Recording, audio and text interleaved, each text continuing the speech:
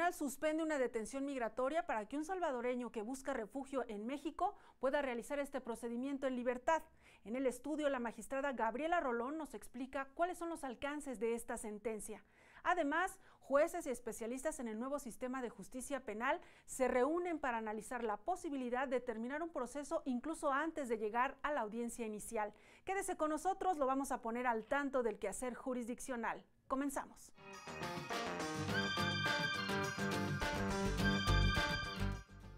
Pues antes de llegar al sueño americano, pues pasan por el infierno mexicano. Y el Estado mexicano está obligado a reparar ese tipo de maltratos que puede ser desde una permanencia ilícita. No podemos exigir a otros países como Estados Unidos que haya un trato digno, que no se persiga, que no se criminalice a migrantes cuando nosotros como sociedad estamos haciendo lo mismo con los centroamericanos.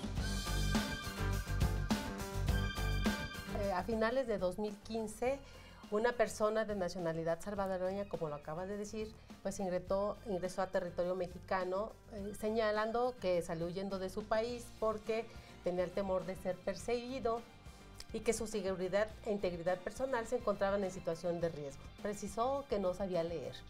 Bueno, el quejoso dice que pues no está de acuerdo con la forma en que se le concedió la suspensión definitiva porque el juzgado de distrito modificó la litis.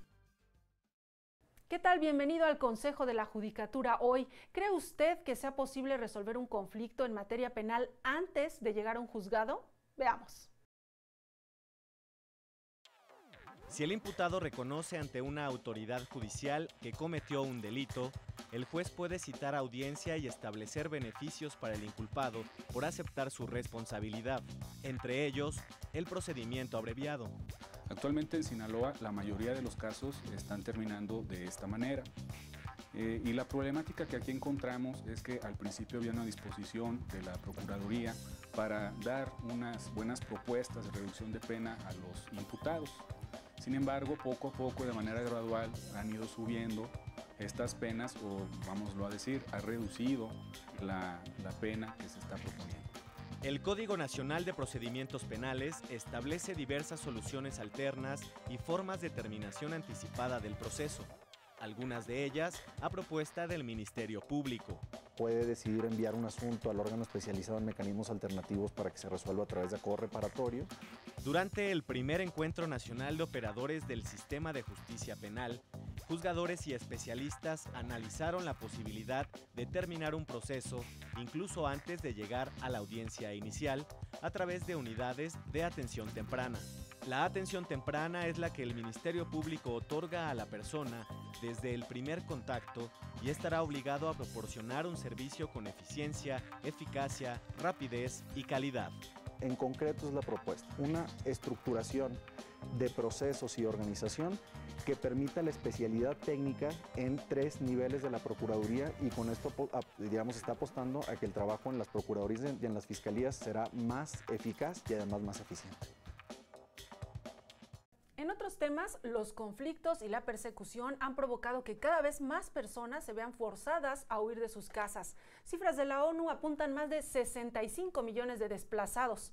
Hoy vamos a hablar de uno de ellos, el caso de un hombre salvadoreño. Para conocer más detalles sobre este asunto, invitamos a la magistrada Gabriela Rolón Montaño. Bienvenida, magistrada. Hola Verónica, gracias por la invitación a este canal judicial. Bien, magistrada, pues para hablar sobre este asunto, cuéntenos cuáles son los antecedentes. Antes de que llegara al tribunal colegiado al que usted está adscrita, ¿qué es lo que sucede?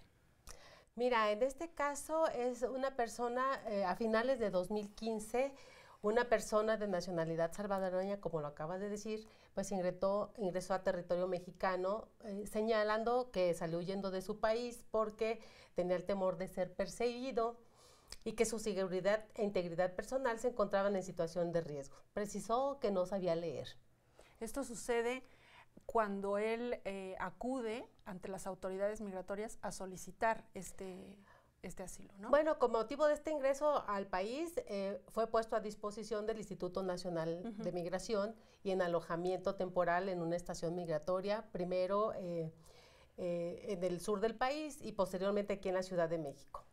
Luego, a finales de 2015, solicita la condición de refugiado ante la Comisión Mexicana de Ayuda a Refugiados y con motivo de esa solicitud, el reconocimiento de la condición de refugiado precisamente. Y bueno, el procedimiento que se inició ante el Instituto Nacional de Migración con motivo de esta solicitud queda suspendido. Y bueno, después la Comisión Mexicana de Ayuda a Refugiados emite una resolución en la que le niega la solicitud de reconocimiento de la condición de refugiado. Él interpone un recurso que le resulta, digamos, parcialmente favorable porque se ordena la reposición del procedimiento al considerar que había habido diversas irregularidades durante su tramitación. Posteriormente, la Comisión Mexicana de Ayuda a Refugiados expidió a su favor la constancia de trámite respecto de la solicitud de reconocimiento de la condición de refugiado. Luego, él, ya a mediados de junio, me parece, de 2016, solicita ante la Dirección de Control y Verificación Migratoria del Instituto Nacional de Migración un oficio de salida para que pudiera llevar a cabo sus trámites en libertad. ¿Qué es lo que sucede con esta solicitud? La autoridad administrativa, él solicita que sea por razones humanitarias, porque como ya lo comentamos, pues dice que tiene temor fundado de ser privado incluso de la vida en su país. Entonces, la autoridad migratoria le niega este oficio de salida inicialmente. Con motivo de esto, promueve un juicio de amparo indirecto y bueno, manifiesta que como ya tiene muchos meses privado de la libertad, digamos, porque está en calidad de alojado temporalmente en una estación migratoria, pero sin no embargo, le permiten salir. No le permiten salir, efectivamente. Entonces solicita ante el juzgado de distrito la suspensión provisional del acto reclamado para que sea puesto en libertad y pueda llevar a cabo sus trámites en libertad. ¿Qué es lo que le responde en este caso el juzgado de distrito? Bueno, el juzgado de distrito concede la suspensión provisional y la definitiva, posteriormente, que es la que nos ocupó en el tribunal colegiado del que formó parte, concede la suspensión definitiva, sin embargo, la concede para efectos de que quede en custodia del consulado de su país, siempre y cuando el consulado determine que acepte esa condición.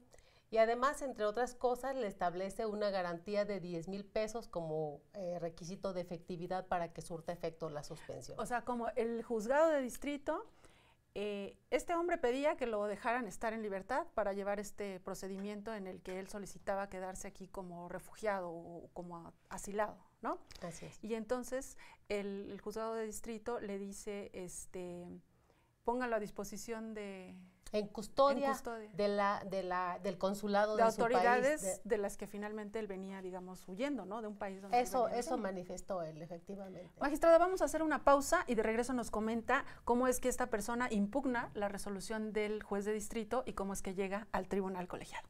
Bueno. Vamos a la pausa y regresamos en un momento. Estamos en el Consejo de la Judicatura hoy. El alojamiento, como lo define la ley de migración, es una detención en sentido formal y material. Se enfrentan el gravísimo riesgo que muchas veces les cuesta la vida de manera brutal de la participación también del crimen organizado.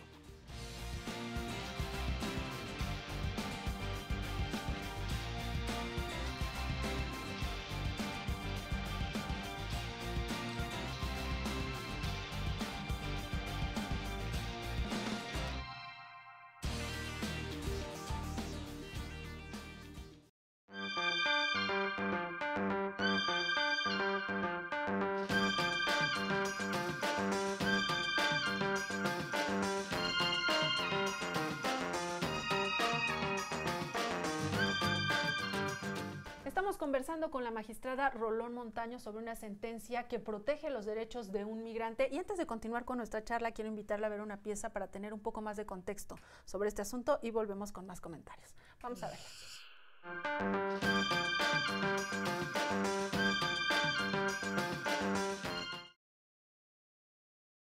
Me pararon dos muchachos en una motocicleta y me dijeron que ya me habían visto mucho tiempo por ahí. Vendiendo en su pueblo de ellos y que tenía que pagar yo una extorsión. A mí me pusieron 75 quetzales diarios que tenía que dar de extorsión, diarios. Y yo como no tenía el conocimiento como los tenían ellos, vendía muy poco. Entonces 3 veces dejé de dejar de pagar la extorsión y ya no fui a vender. Y saber cómo hicieron para averiguar dónde yo vivía, llegaron y tocaron la puerta donde yo vivo y salí yo y los conocí y me dijeron a mí que si no me retirara de mi familia, pues el que iba a pagar era mi mamá o alguno de mis hermanos, ¿verdad? Y entonces yo, para no verlos lastimado, ver a mi familia así, pues que las maten, me vine para México.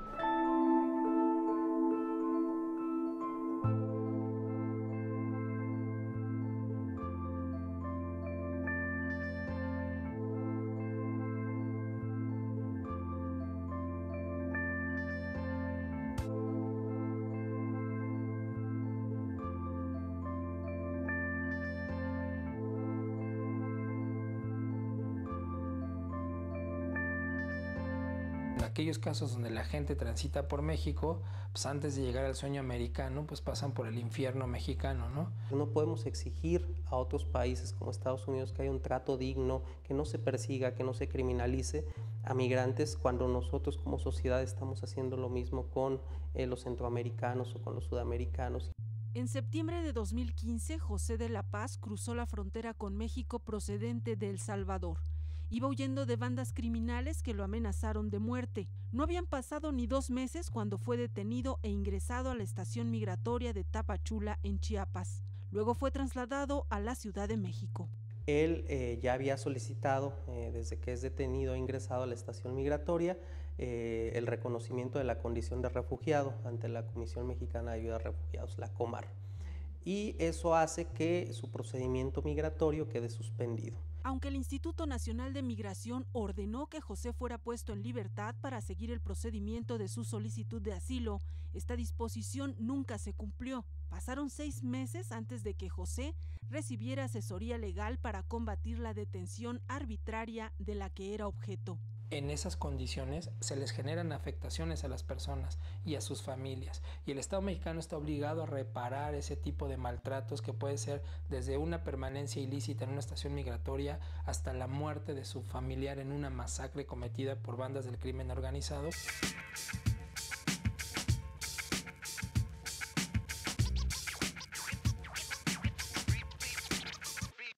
Cuando Simón Hernández asume la representación jurídica de José, intenta hacer cumplir la orden de que fuera puesto en libertad, pero la autoridad se negó, así que interpuso un juicio de amparo. Ya en el proceso ante el juez de distrito solicitamos la suspensión de la detención administrativa. Inicialmente es concedida, pero con requisitos que la hacían inefectiva, particularmente que él quedara bajo custodia del consulado, que otorgara una garantía económica. Inconforme, apeló la sentencia ante el 20º Tribunal Colegiado en Materia Administrativa de la Ciudad de México, con base en el protocolo de actuación para quienes imparten justicia en casos que afectan a personas migrantes y sujetas a protección internacional. El Tribunal Colegiado ordenó que José fuera puesto en libertad. El Tribunal Colegiado establece un precedente histórico, novedoso. El alojamiento, como lo define la Ley de Migración, es una detención en sentido formal y material.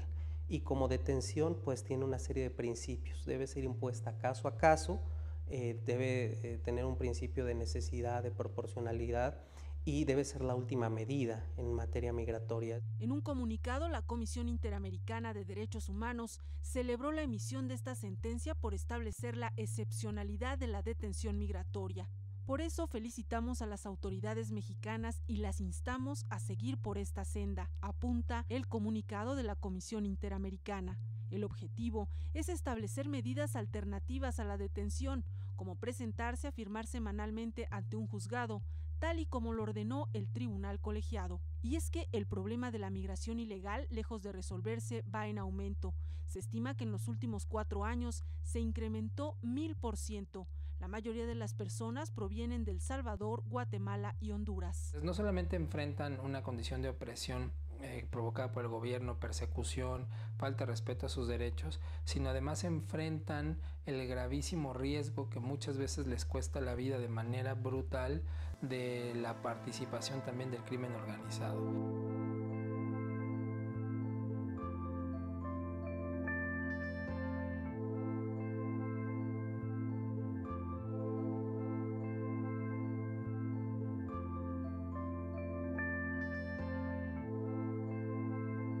Bien, pues ahí está un poco más de contexto sobre este asunto. Y nos comentaba entonces que esta persona presenta un recurso, un juicio de amparo indirecto, y no queda conforme con la resolución del juez. ¿Qué es lo que sucede después? ¿Quién impugna esta sentencia? Así es, Verónica. Esta sentencia es impugnada por el propio quejoso y también por una de las autoridades responsables, dependiente del Instituto Nacional de Migración. ¿Y qué es lo que argumentan? Así es como llega el asunto al tribunal colegiado donde usted, al que usted pertenece. ¿Qué argumentos presentan?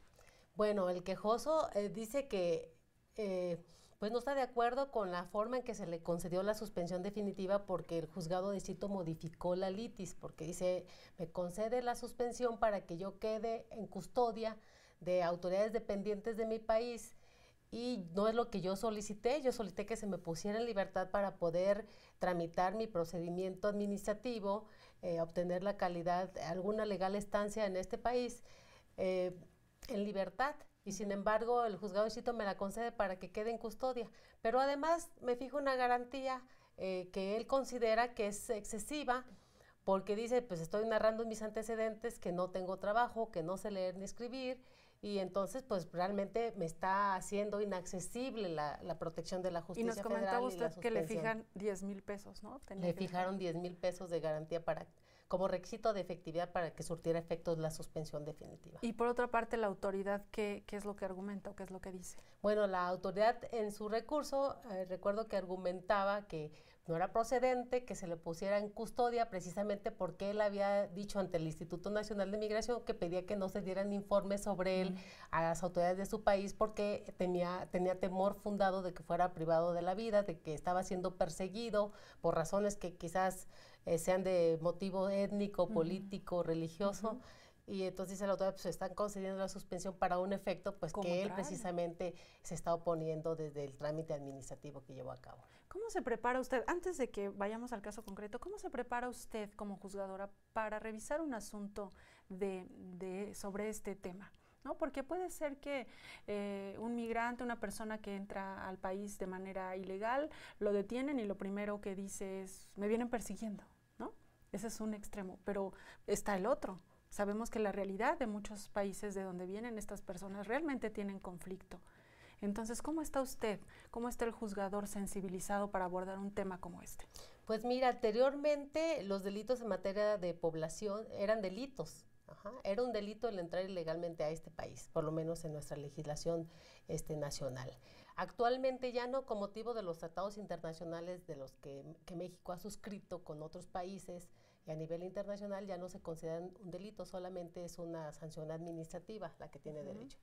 Sin embargo, pues se siguen prevaleciendo medidas como esta del alojamiento temporal, entre otras, que implican una restricción a la libertad personal de este tipo de personas.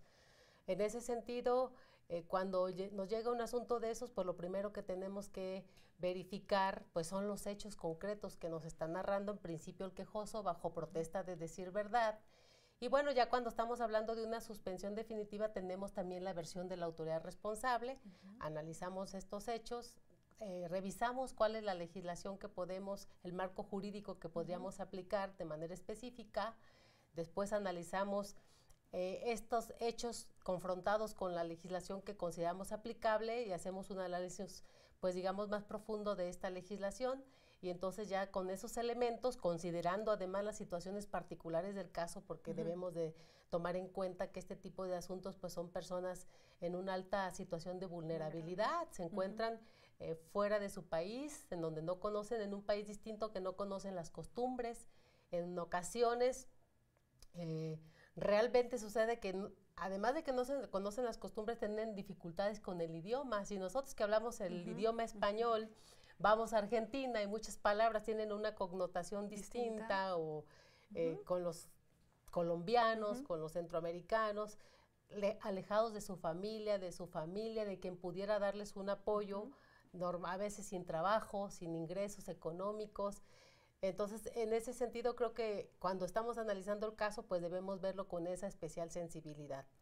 Entonces, al analizar usted los argumentos de ambas partes, ¿a qué conclusiones llega? Pero antes, ¿qué decía la legislación? ¿Qué dice la legislación en este caso sobre el alojamiento temporal, ¿no? Pues bueno, la legislación que aplica para este tipo de procedimientos administrativos en materia de migración establece que la autoridad cuenta con 45 días hábiles para resolver este tipo de asuntos cuando hay una solicitud, en este caso de refugiado. 45 días. 45 días hábiles. O en determinadas situaciones que la propia ley prevé el doble de estos días, hasta 90 días. Y en este caso ya se habían excedido. En este caso, cuando nosotros ya estábamos resolviendo el asunto, probablemente tenía 10 meses o probablemente hasta un año o más detenida la persona, si tomamos en cuenta que hasta donde yo recuerdo, él ingresó y quedó a disposición de las autoridades migratorias a finales de 2015 y nosotros resolvimos el asunto en 2017. Es decir, ya había pasado pues más del tiempo que señalaba. ¿A qué conclusiones llegan, magistrada, al hacer el estudio de este caso? Bueno, en principio nosotros estimamos que eran fundados los argumentos del quejoso porque efectivamente consideramos que él no solicitó la suspensión para que se le pusiera en custodia. Entonces, él solicitó la suspensión para que fuera puesto en libertad, para que cesara esa detención de que estaba siendo objeto en calidad de alojamiento temporal, que de cualquier forma implica una restricción a la libertad personal. Entonces, consideramos que era incorrecto y reasumimos jurisdicción. Nos sustituimos en su totalidad para resolver el asunto y decidimos que había apariencia del buen derecho y peligro en la demora. ¿Por qué consideramos esto? Que era procedente conceder la suspensión para que se le pusiera en libertad a esta persona, tomando en cuenta que se estaba privando de la libertad de manera excesiva para un procedimiento que es administrativo y que da lugar a una sanción administrativa solamente, pues ya había una prolongación excesiva de la libertad. En ese sentido, consideramos que en términos de la propia ley de amparo, si no me recuerdo el artículo 164, establece que cuando una persona está en calidad de detenida por autoridades distintas, por una autoridad administrativa o autoridad distinta de la judicial, se le puede poner a través de la suspensión del acto reclamado en libertad sin fijarle ninguna otra, fijando las condiciones para que siga a disposición del procedimiento. Las condiciones que el juzgado de distrito o el tribunal colegiado estimen necesarias para evitar que se puedan afectar derechos, se ponga, digamos, la persona se evada, pero también debe estar protegida en ese sentido. Entonces nosotros tenemos facultades para tomar las medidas que estimamos pertinentes. Magistrada, vamos a hacer una pausa y de regreso nos explica cuáles son los efectos de esta suspensión que concede el tribunal colegiado. En un momento regresamos, antes el ABC jurídico de hoy.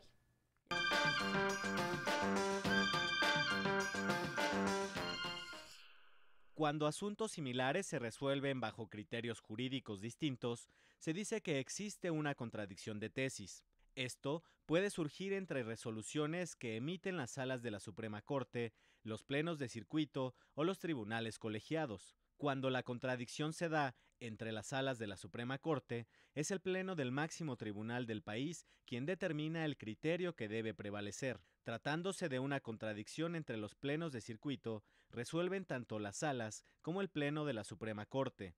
Las contradicciones de tesis entre tribunales colegiados las resuelven los plenos de circuito. En todos los casos, al resolverse una contradicción de tesis, se establece jurisprudencia por contradicción, es decir, se determina el criterio jurídico que de manera obligatoria aplicarán todas las instancias del Poder Judicial de la Federación para resolver los asuntos.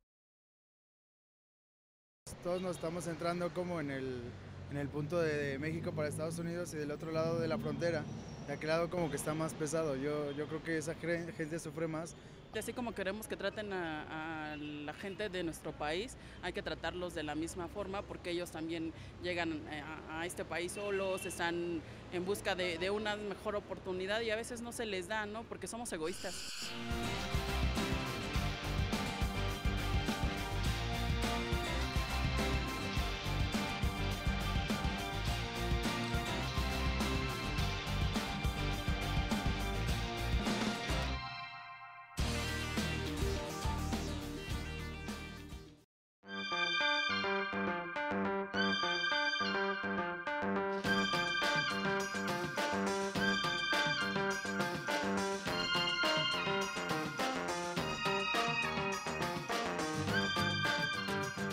Ya estamos de regreso conversando sobre esta sentencia que protege los derechos humanos de una persona, un migrante, y sabemos que ustedes cuando analizan un caso, todos los que llegan a sus tribunales, además de aplicar la ley correspondiente, tienen otras herramientas, ¿no? Tratados internacionales, jurisprudencia de la Corte. En este caso en concreto, ¿de qué herramientas se vale usted para hacer esta sentencia? Bueno, pues básicamente aquí nos basamos en el protocolo de actuación para quienes imparten justicia en casos que afecten a personas migrantes, que es un documento expedido por la Suprema Corte, aquí lo traigo justamente, lo muestro para nuestro público, que es una herramienta que a mí me parece muy relevante para resolver estos asuntos en los que nos encontramos ante casos de personas en situación de vulnerabilidad. ¿Y qué les decía en específico sobre esta situación de que no deben permanecer detenidos o privados de su libertad? Bueno, este protocolo justamente recoge todo lo que dicen los tratados internacionales y los acuerdos de los que México es parte y establece pues de manera relevante que la privación de la libertad personal, cualquiera que sea su forma de denominación, aseguramiento, medida de apremio, alojamiento o sanción, debe ser en un procedimiento administrativo una medida excepcional y siempre debe ser proporcional al objeto que se busca proteger. De esta manera que solamente en casos de que no exista una medida que resulte menos lesiva, será procedente la detención, pero solamente en casos excepcionales. Es decir, debe ser como la última opción, ¿no? Como en el caso. Y ahorita estaba recordando lo que nos comentaba, quizás la autoridad migratoria no ha dejado o abandonado esta idea de que antes se consideraba un delito, ¿no? Así es, anteriormente se consideraba un delito y por eso actualmente que ya no es considerado un delito, quizás se siga en cierta forma en la normatividad estableciendo este tipo de medidas. Sin embargo, el Alto Comisionado de Derechos Humanos en materia de refugiados, entre otras autoridades en esta materia, han establecido que los estados de manera progresiva deben ir evitando este tipo de medidas, porque justamente al ya no ser un delito, pues no está justificado que estas personas estén privadas de la libertad. ¿Cuáles fueron entonces los efectos concretos de la suspensión? Es decir, ustedes dicen, tiene que estar en libertad mientras realiza el procedimiento, pero ¿cómo se asegura la autoridad de que no saliendo de ahí no lo vuelven a ver? Muy bien, fíjate, nosotros concedimos precisamente la suspensión para que permaneciera en libertad. Y también dijimos que no estaba justificado el establecimiento de una garantía económica. Que además ni siquiera le iba a poder pagar, ¿no? Efectivamente, si el quejoso dice que no sabe leer y escribir, que está privado de la libertad, pues no podría él, estaríamos haciendo inaccesible la suspensión del acto reclamado. En este caso, para ponderar la situación del quejoso que puede enfrentar su trámite en libertad, pero al mismo tiempo salvaguardar los intereses de la autoridad, el tribunal colegiado del que formó parte determinó que debía concederse la suspensión, pero condicionada justamente a que el quejoso asistiera un día a la semana y de forma ininterrumpida al juzgado de distrito, que informara a la estación migratoria de la Ciudad de México, así como al juzgado de distrito, el domicilio donde podría ser localizado para cualquier trámite administrativo, y que en caso de que tuviera un cambio de domicilio tendría que avisar también a estas autoridades, además de que no podía abandonar la demarcación geográfica de la Ciudad de México o sus áreas conurbadas. ¿Qué sucedería en el caso de que esta persona no cumpliera? Digamos que se ausentara, que una semana se iba a firma, la otra también, y ya después ya no. En este caso, la ley de amparo establece que deja de surtir efecto la medida cautelar y el juez de distrito puede dictar un auto en el que dice que ya queda sin efectos esta y las autoridades quedan en posibilidad de volverlo a detener. A detener y ya no procedería como que volviera a pedir que lo dejaran salir. Así es, bueno, tendría que estar en calidad de alojado, ¿no? Ya tendrían que verse las particularidades del caso en concreto. ¿Quién da seguimiento a esto? ¿En el juzgado? En el juzgado de distrito, en este caso, se sigue el procedimiento porque esto solamente se resuelve en la suspensión, que es una cuestión incidental. Se sigue el trámite del juicio de amparo en lo principal para determinar finalmente en cuanto al fondo si fue correcta o no la decisión de la autoridad. Magistrada, siempre que estamos hablando sobre un tema y sobre todo tan delicado y de tanto interés para la sociedad, salimos a la calle y le preguntamos a la gente qué es lo que opina en este caso sobre los derechos que tienen las personas migrantes y sobre la forma en que se les da el tratamiento para resolver sus asuntos, su cuestión legal. Vamos a ver qué opina la gente y regresamos con las conclusiones de nuestra charla. Vamos a verlo.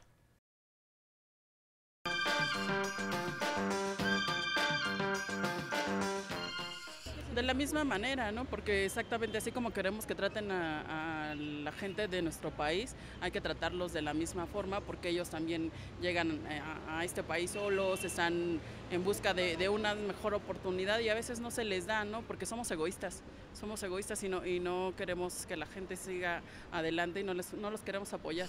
Yo considero que todo ser humano debe ser tratado con dignidad y los migrantes igualmente en todos lados y donde quiera que fueren deben ser tratados como seres humanos igual en nuestro país y en cualquier lado, así como a nosotros cuando vamos a cualquier lugar, en cualquier lugar del mundo debemos ser tratados de igual manera, con respeto, con dignidad y que se respeten nuestros derechos a andar libremente sin menoscabo de nuestra raza, de nuestra religión y de nuestra preferencia. No debemos de ser en ningún lado el ser humano debe de ser denigrado. Yo creo que todos nos estamos entrando como en el punto de México para Estados Unidos y del otro lado de la frontera. De aquel lado como que está más pesado. Yo creo que esa gente sufre más al pasar por México y todo ese camino del tren que le dicen la bestia hasta llegar a Estados Unidos. Yo creo que ellos son los que realmente están sufriendo. Y todavía llegan aquí a México y cualquier pollero, cualquier persona por su ignorancia se aprovecha de ellos. Yo creo que ellos son como que en sí los migrantes que a mí me preocupan, digo, no con eso menosprecio a ningún mexicano, ¿no? Pero siento que ellos son como los que están más desprotegidos y los que son más abusados en cuanto a migración. Pues yo creo que con respeto, ¿no? Nada más, con eso es suficiente. Pues afable, ¿no? O sea, de cortesía y pues tratarlas bien. Digo, el problema es la cuestión que pues, al no ser ciudadanos mexicanos, pues no se les puede dar los derechos que tienen los ciudadanos mexicanos, ¿no? O sea, como derecho al trabajo, a la educación, a lo mejor a sus hijos sí, ya que nacen aquí, pero pues a ellos pues sí está más difícil, porque si ni hay empleo para los mexicanos, pues menos para los migrantes. Bueno, aquí yo creo que es necesario, ¿no?, que el gobierno los apoye, ¿no?, siempre y cuando pues sea para un beneficio de ellos. Si buscan, es que muchos inmigrantes vienen a nuestro país también, como dice usted, buscan la delincuencia, otros buscan superarse. Entonces, para mi opinión es siempre que el gobierno los apoye, ¿verdad? Yo creo que aquí también se cataloga mucho el racismo, ¿no? El racismo es una de las cosas principales también aquí en nuestro país, no, ¿verdad? Pero en otros países sí, es por eso que los rechazan. Bueno, en realidad yo no vivo aquí, yo vivo en Tijuana, Baja California, donde el conflicto migratorio es todavía mayor. No creo que ningún ser humano tendría que ser tratado como ilegal. Finalmente todos estamos en búsqueda de oportunidades y de progreso, y eso es legal para cualquier persona. No se me hace justo que sean tratados como delincuentes.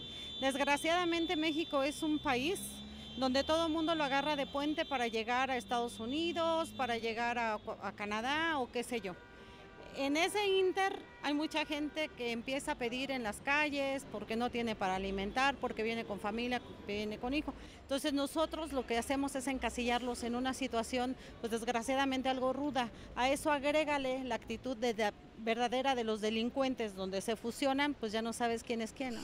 Bueno, no tengo una idea muy clara, ¿eh? La verdad es que pues ojalá les vaya bien, ojalá crucen el país rápido y que les vaya muy bien, pero muchos problemas tenemos aquí como para echarnos encima más problemas, ¿no?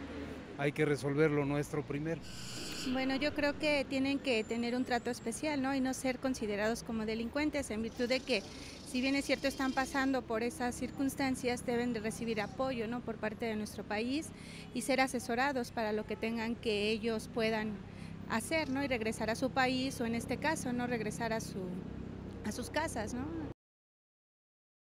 Bien, pues ahí está la opinión ciudadana sobre este tema, los derechos de las personas migrantes, que pues ha ido en aumento, ¿no?, la situación. O sea, los migrantes ya, muchos ya no van de paso, sino que se están quedando en nuestro país y es una situación compleja. Nos mencionaba usted que en este caso, aparte de tomar en cuenta lo que dice el protocolo que hizo la Corte, también se retoman criterios del sistema interamericano de derechos humanos. ¿Qué puntos en particular se abordan?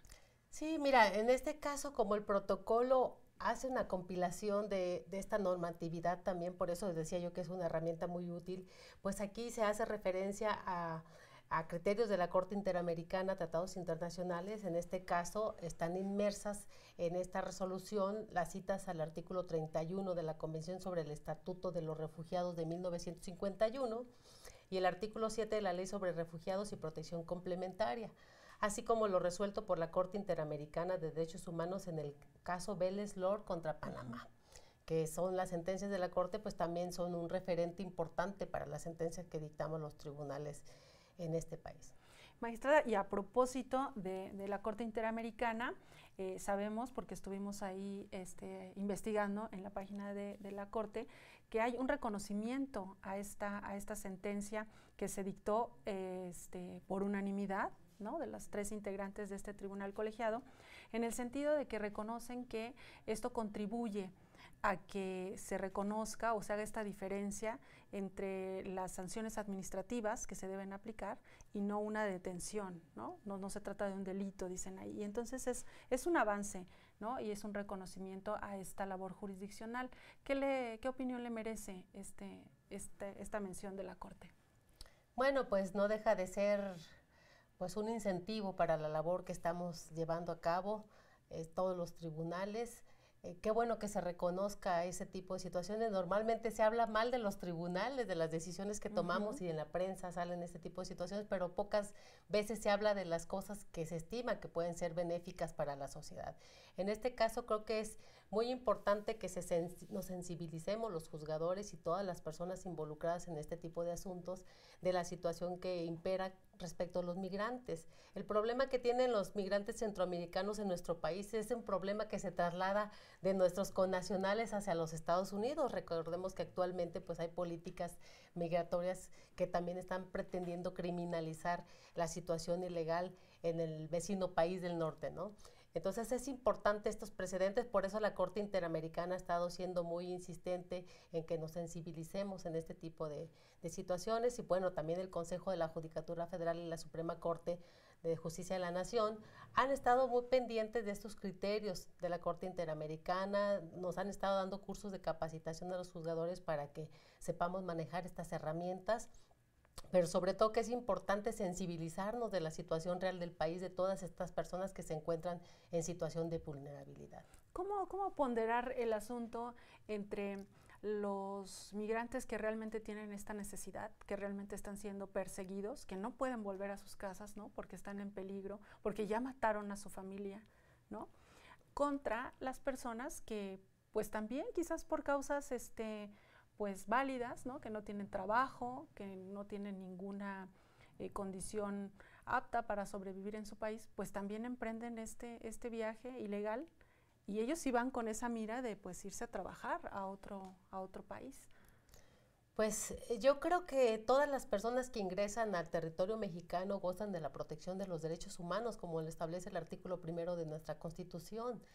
Entonces, independientemente de los motivos que los traigan a este país, pues son seres humanos, y creo que en todos los países debe ocurrir lo mismo, porque finalmente si vas a un país distinto al de tu nacionalidad, pues es por buscar quizás mejores condiciones de trabajo, de vida para tu familia, buscando salir, como lo decías tú, de situaciones bélicas o de inestabilidad que imperan en muchos países de América del Sur, de Centroamérica, en nuestro propio país, la violencia que se ha generalizado en diversos lugares del país. Entonces creo que son razones que no les quitan la calidad de seres humanos, y como tal debemos de tratarlos. En conclusión, magistrada, aunque ya nos comentaba un poco pues de esta sensibilidad que tienen ustedes los juzgadores, pero usted en lo personal, en sus más de 30 años de formar parte del Poder Judicial, ¿no?, en su carrera judicial, ¿qué le deja la resolución de asuntos como este? Pues una gran satisfacción de saber que estamos cumpliendo con el compromiso que asumimos cuando decidimos aceptar ser integrantes del Poder Judicial de la Federación, no solamente jueces o magistrados, sino desde que ingresamos a esta carrera judicial que nos deja muchas satisfacciones todos los días, porque tenemos la posibilidad de resolver con sensibilidad estos asuntos, sobre todo en el caso de estas personas que se encuentran en un alto grado de vulnerabilidad.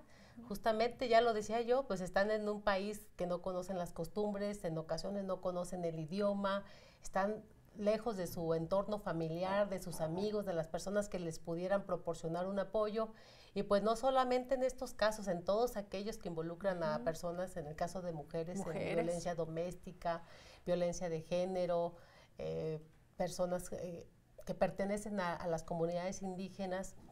Yo creo que es una gran satisfacción y creo que cada asunto que nos toque debe ser un reto para que despleguemos la creatividad que debemos tener como juzgadores para resolver estos asuntos y todos los que tenemos. Magistrada Gabriela Rolón, muchas gracias por habernos acompañado en el programa de hoy. Muchas gracias a ti, Verónica, por la invitación y al canal judicial. Gracias. Y usted no se vaya porque más adelante tenemos más información. Le vamos a dejar con el comentario de un especialista a propósito del centenario de la Constitución de 1917 y regresamos.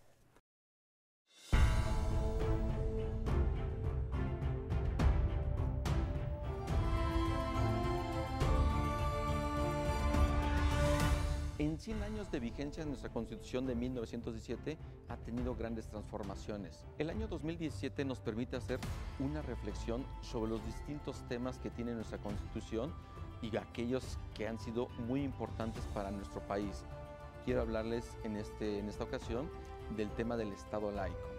Hay que recordar que en la Constitución de 1857 se establecieron las bases del Estado laico mexicano desde el momento en que ya se superó la intolerancia religiosa y quedó implícita la libertad de cultos.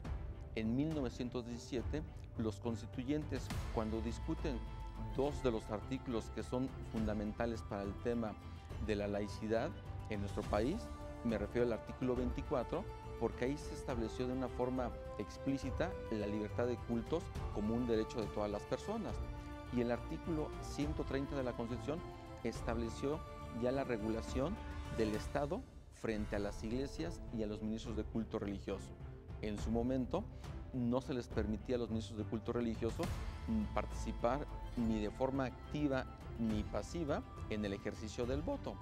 En 1992 hubo una gran reforma en nuestra Constitución para permitir una nueva regulación en torno del Estado frente a las iglesias. De ahí que los ministros de culto religioso ya se les permitió ejercer el voto, mas no son sujetos para recibir el voto, ser sujetos a un cargo de elección popular. Entonces, en esta nueva perspectiva de la regulación de las relaciones entre el Estado y la Iglesia, 1992 es un año muy importante, pero en el año 2012 le tocó, en el último día de su gestión al presidente Felipe Calderón, promulgar la reforma al artículo 40 de nuestra Constitución. El artículo 40 es el que va a establecer nuestra forma de Estado y nuestra forma de gobierno, dado que ahí se establece, es voluntad del pueblo mexicano constituirse en una república democrática, representativa, laica y federal. Entonces, cuando se incorpora de una forma explícita el principio de la laicidad como parte de la forma de gobierno de nuestro país, esto nos permite establecer desde la Constitución que el Estado debe de ser neutro frente a cualquier creencia religiosa. No debe de establecer una religión de Estado y esto permitirá la pluralidad de las distintas religiones y cultos que puede tener la sociedad mexicana.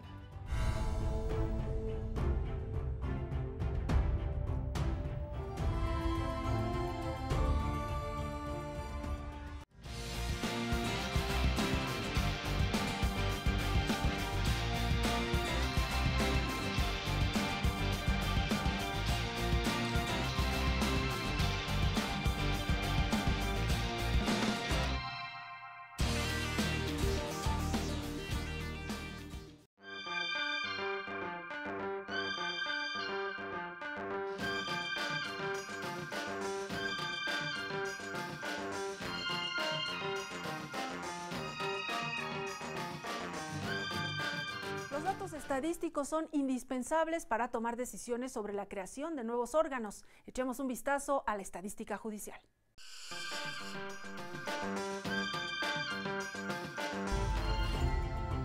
Los juzgados de distrito iniciaron el mes de mayo de 2017 con una carga de trabajo de 129.250 asuntos. A estos se le sumaron 50.230 juicios y recursos legales. Del total de 179.480 juicios, fueron resueltos 55.806. Del total de asuntos en los juzgados de distrito, 101.013 correspondieron a juicios de amparo indirecto. En mayo, ingresaron 45.845 juicios para sumar 146.858, de los cuales se resolvieron 50.850. En mayo, también fueron presentadas 10.869 causas penales ante los juzgados de distrito. Ingresaron 773 para alcanzar un total de 11.642 procesos penales. Al finalizar el mes de mayo, se resolvieron 1.179. Es momento de ver cómo van los cursos, talleres y conferencias que imparte el Instituto de la Judicatura Federal. A nivel federal se han celebrado más de 200 juicios orales desde la implementación del nuevo sistema de justicia penal. La mayoría de los asuntos concluyen a través de soluciones alternas como el procedimiento abreviado. Más de 3.140 causas penales han sido resueltas por esta vía. A poco más de un año, los operadores jurídicos siguen recibiendo capacitación en esta materia. Cada año se reúnen para intercambiar experiencias y analizar la interacción del sistema penal acusatorio con el juicio de amparo. El control de la detención es uno de los temas más recurrentes. La restricción de la libertad, conforme lo establece la Constitución, únicamente se puede restringir la libertad a la persona en 3 supuestos. Primero es cuando se está cometiendo un hecho que la ley señala como delito en flagrancia. El segundo supuesto puede ser cuando se dicta una orden de aprehensión por parte de una autoridad judicial. Y la tercera, una detención por parte del agente del Ministerio Público. Por lo regular siempre el debate se presenta cuando se trata de una detención en flagrancia. La igualdad de género es un eje transversal de la capacitación que imparte el Instituto de la Judicatura Federal. La materia penal no es la excepción. En cada curso, seminario o congreso se habla de juzgar con perspectiva de género.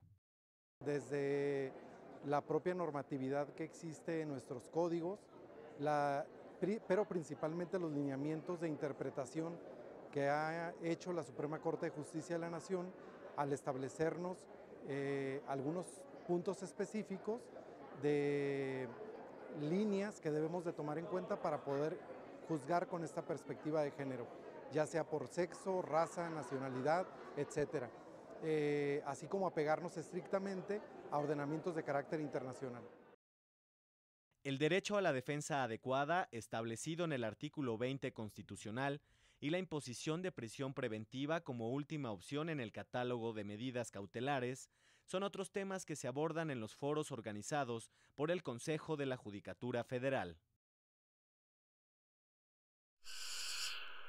Así llegamos al final del programa de hoy. A nombre del equipo de producción le agradezco su atención. Tenemos una cita la próxima semana, no lo olvide. Mientras tanto, quédese en la señal del canal judicial.